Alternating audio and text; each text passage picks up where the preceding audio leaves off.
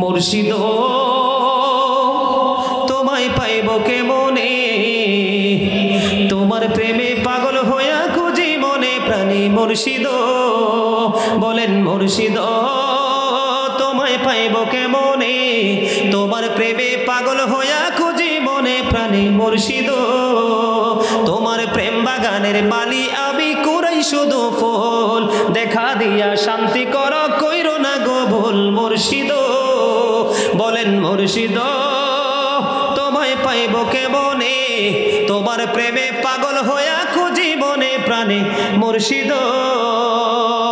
মালিক সারি প্রেমের বাঁশি বাজে কানে কানে, কেউ শোনে না বাঁশির সুর শোনে ভক্তগণে। মুর্শিদ বলেন মুর্শিদ তোমায় পাইব কেমনে, তোমার প্রেমে পাগল হইয়া খুঁজি মনে প্রাণী। মুর্শিদ বলেন মুর্শিদ তোমায় পাইব কেমনে, তোমার প্রেমে পাগল হইয়া খুঁজি মনে প্রাণে। মুর্শিদ বলেন মালিক সারি প্রেমের বাঁশি বাজে কানে কানে, মালিক সারি প্রেমের বাঁশি বাজে কানে কানে, কেউ শোনে না বাঁশির সুর শোনে ভক্তগণে। মুর্শিদ বলেন মুর্শিদ তোমায় পাইব কেমনে, তোমার প্রেমে পাগল হইয়া খুঁজি মনে প্রাণে। মুর্শিদ বন্ধুরে আমার, আল্লাহ রাব্বুল আলামিন অত্যন্ত চমৎকার ভাবে বলে দিয়েছেন, নাহনু আউলিয়াউকুম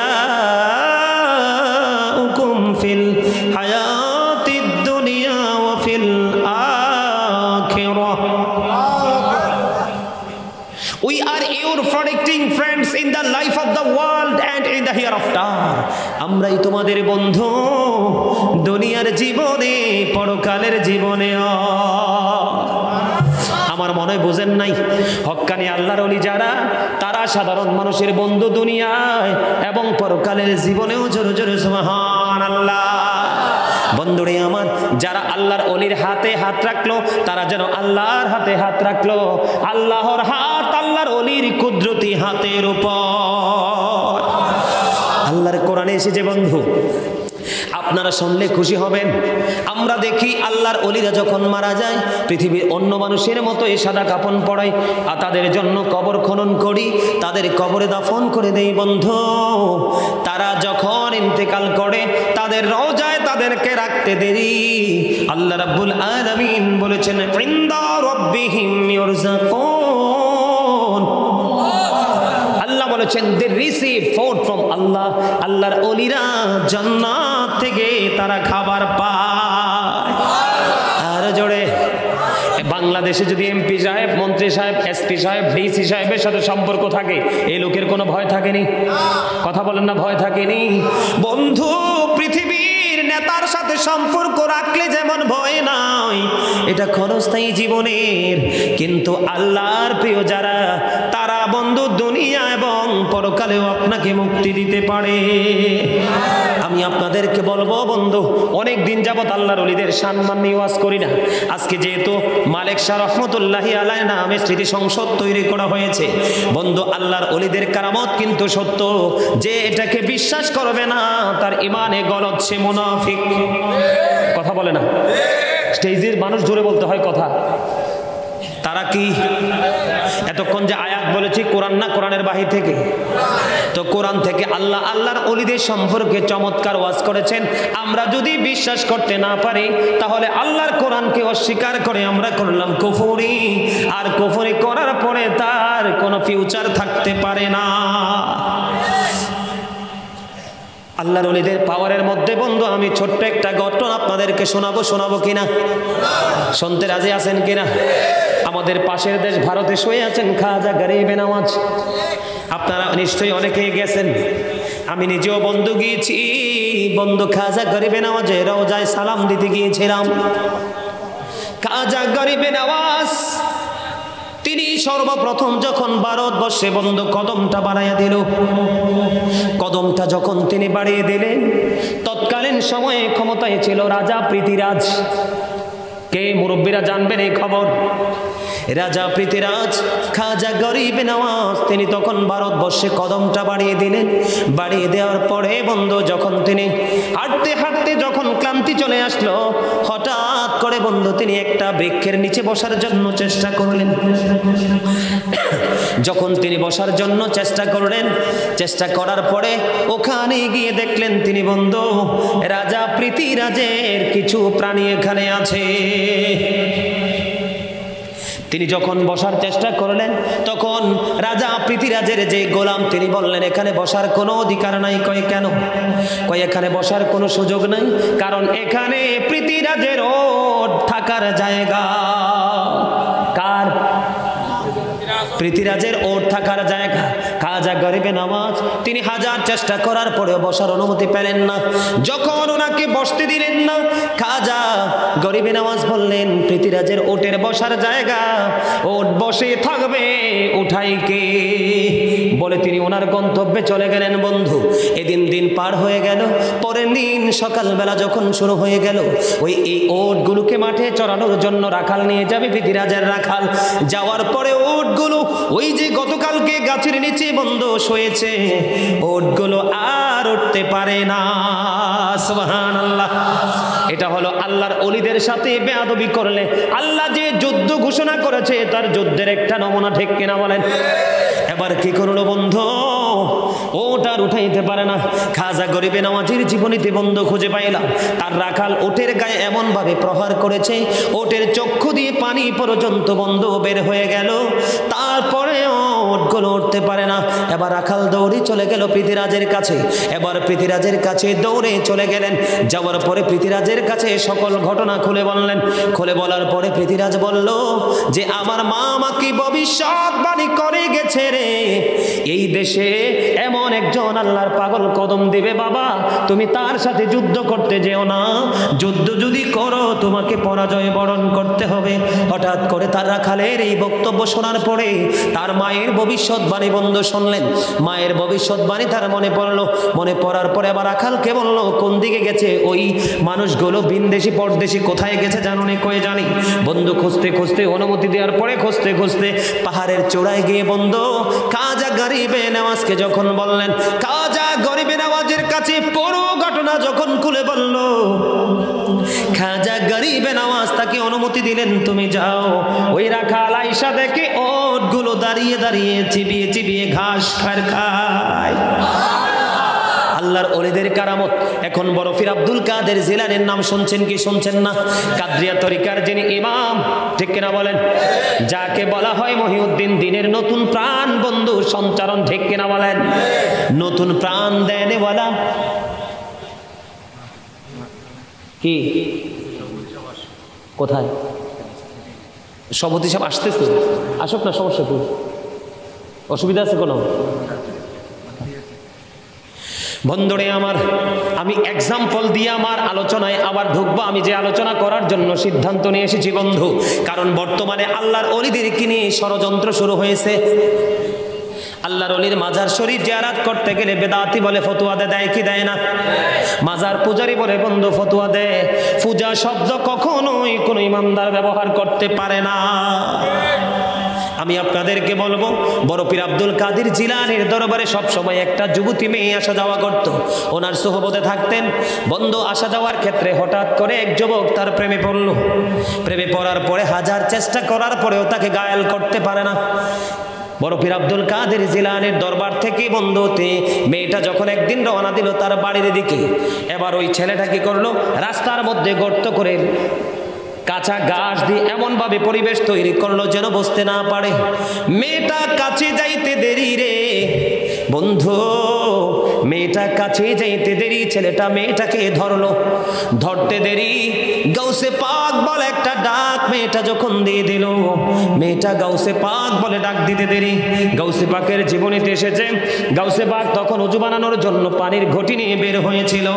ওনার কানে যখন আওয়াজটা আসলো, যেই দিক থেকে আওয়াজ এসেছে ওনার পা থেকে একটা খরম নিক্ষেপ করে এবং একটা নিক্ষেপ করলেন যেদিক থেকে আওয়াজ আসলো সেই দিকে। বন্ধুরে আমার, গাউসে পাকের এই খরম ওই অসৎ উদ্দেশ্য নিয়ে যেই যুবক এসেছে ওনার জীবনীতে পেয়েছি বন্ধু, যতক্ষণ না পর্যন্ত মেয়েটাকে ছাড় কাটতে বাধ্য হয়েছে ততক্ষণ পর্যন্ত তীরের মতো যুবকের মাথায় আঘাত করতেছে।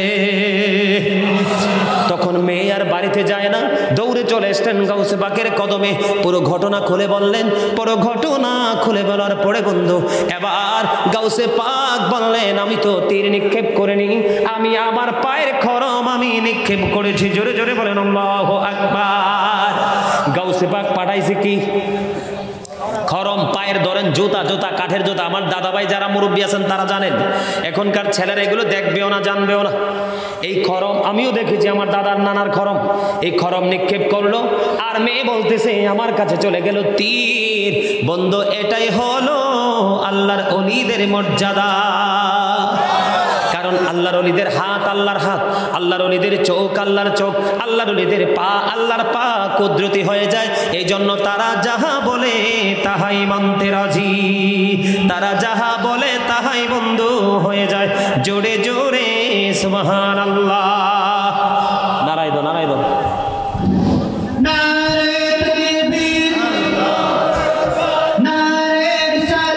ইয়া রাসূলুল্লাহ,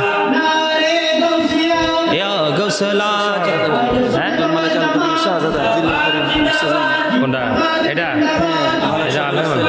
আচ্ছা আচ্ছা, আলোচনা করবো নি। আচ্ছা সভাপতি দায়িত্ব পালন করবে, সমস্যা নাই, আসছি তো। ইয়া রাসূলুল্লাহ,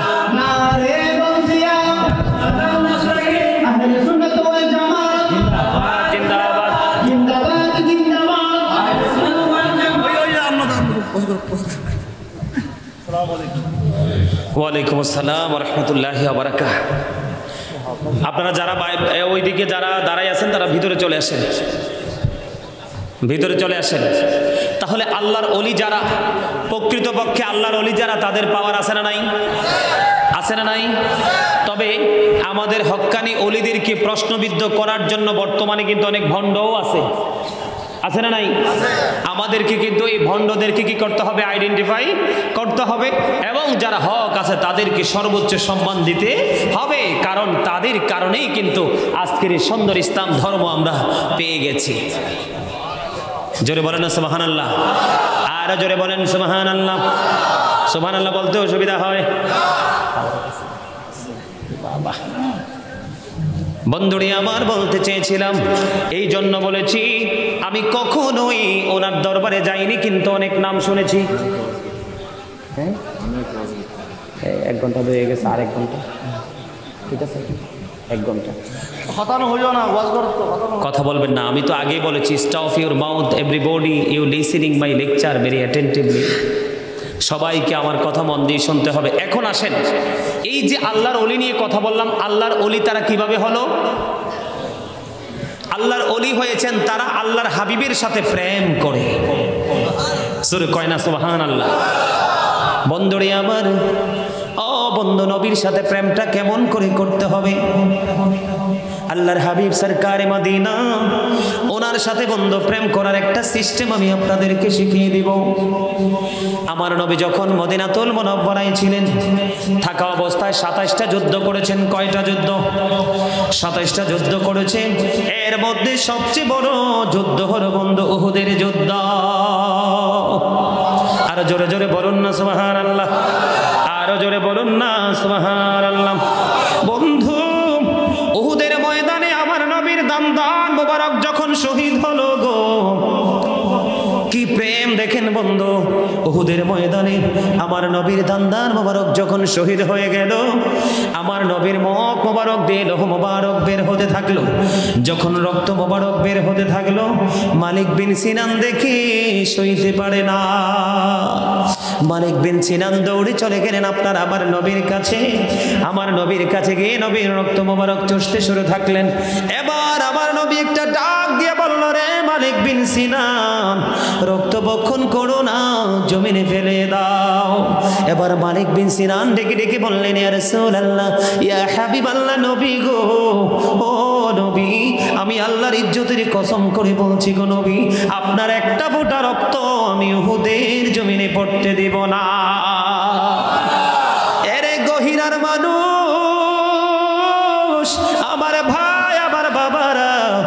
আমার মা আমার বোনদেরকে ডেকে ডেকে বলছি গো, নবীর সাথে প্রেমের ডোরি লাগাইয়া আমল করো, তাহলে অল্প আমলই তোমার নাজাতের জন্য যথেষ্ট হবে।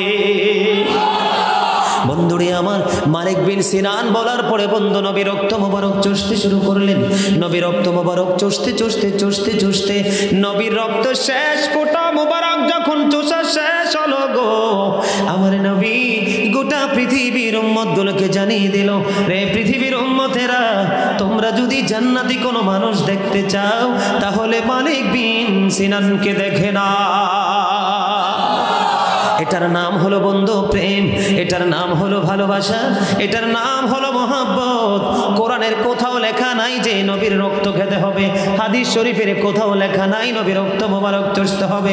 মালিক বিন সিনান এত বেশি প্রেমের ডোরি লাগাইলো, আমার নবী বলেছে মালিক বিন সিনান নবীর রক্ত মোবারক চষার কারণে তার জন্য বন্ধু জাহান্নামের আগুনটাই হারাম হয়ে গেছে। জোরে জোরে বলুন না সুবহানাল্লাহ। সুবহানাল্লাহ ওয়ালহামদুলিল্লাহ লা ইলাহা ইল্লাল্লাহ, সুবহানাল্লাহ ওয়ালহামদুলিল্লাহ মুহাম্মাদে লা ইলাহা ইল্লাল্লাহ লা ইলাহা ইল্লাল্লাহ।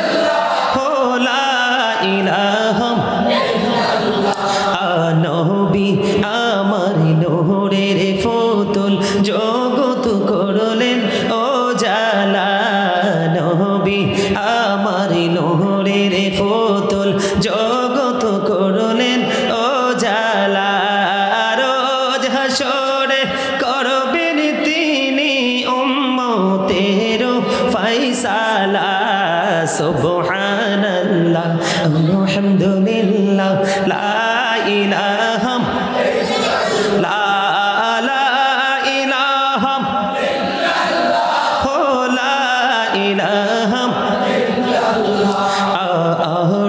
কুরসি লৌহ কলম সৃষ্টি যাহার ওসিলা, আরশ কুরসি লৌহ কলম সৃষ্টি যাহার ওসিলা। নিজে আল্লাহ খুশি হইয়া নাম রাখলেন হাবিবুল্লাহ, সুবহানাল্লাহ আলহামদুলিল্লাহ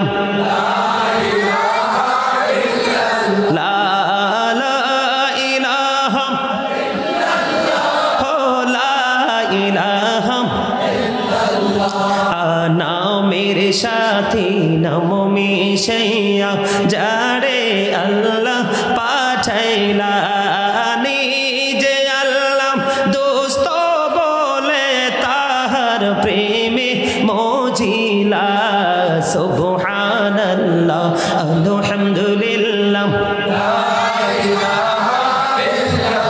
লা ইলাহা ইল্লাল্লাহ মুহাম্মাদুর রাসূলুল্লাহ সাল্লাল্লাহু আলাইহি ওয়াসাল্লাম।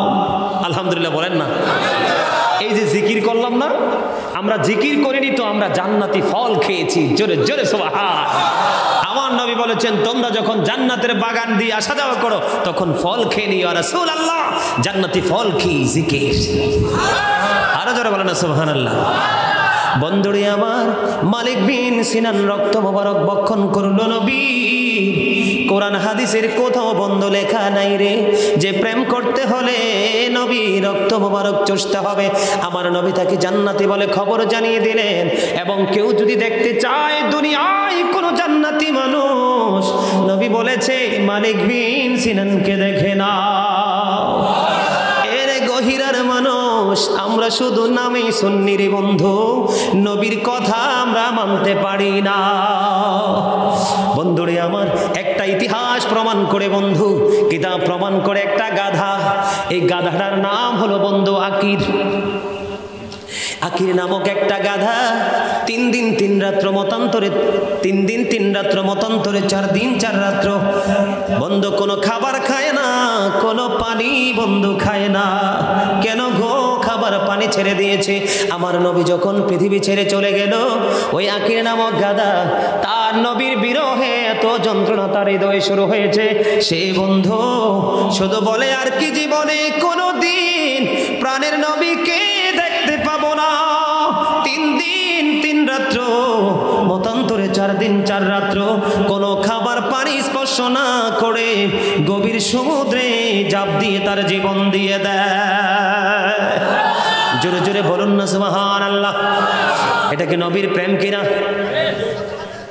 3 দিন 3 রাত্র, মতান্তরে 4 দিন 4 রাত্র কোনো খাবার স্পর্শ করে না। সম্মানিত উপস্থিতি, মনে রাখতে হবে আল্লাহ কোরআনে বলেছেন মাইয়ুতির রাসূলা ফাকাদ আতাল্লাহ, হি হু ওবিস দ্য স্টিল ওবিস আল্লাহ।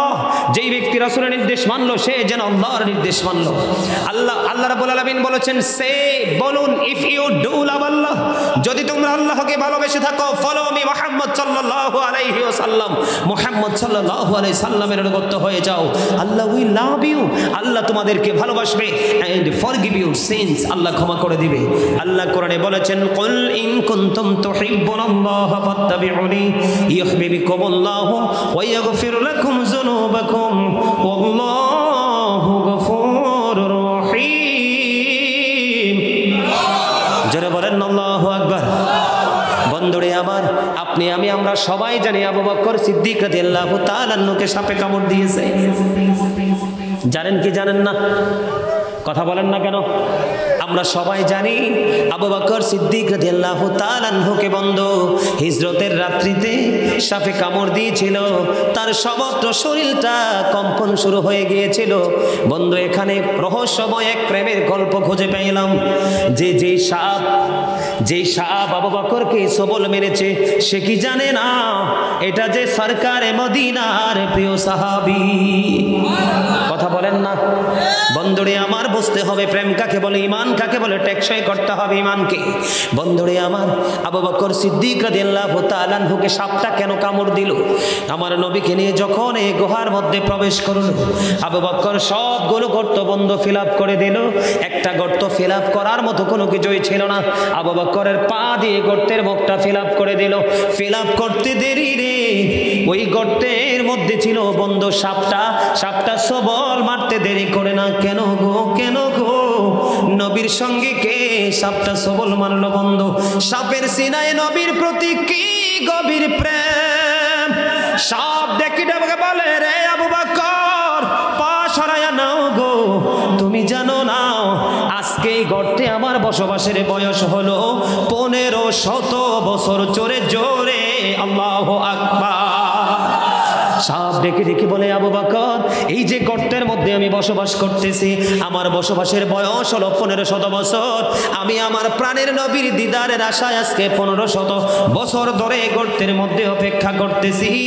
আবু বকর, পা সরাইয়া নাও, আমি আমার প্রাণের নবীর দিদারে নিব। কি প্রেম, নবীর প্রতি কি শ্রদ্ধা, কি ভালোবাসা। আর আমরা বন্ধুরে আমার মা বোনেরা যারা আলোচনা শুনে, তাদের জন্য একটা মেসেজ দিতে চাই আমি। একটা নারীর জীবনে তার প্রিয় হলো স্বামী, সন্তান, ঠিক কিনা বলেন? বাবা, ভাই, ঠিক কিনা বলেন? স্বামী, সন্তান, বাবা, ভাই, এই 4টা পুরুষের চাইতে একটা নারীর জীবনে গুরুত্বপূর্ণ আর কোনো পুরুষ নাই।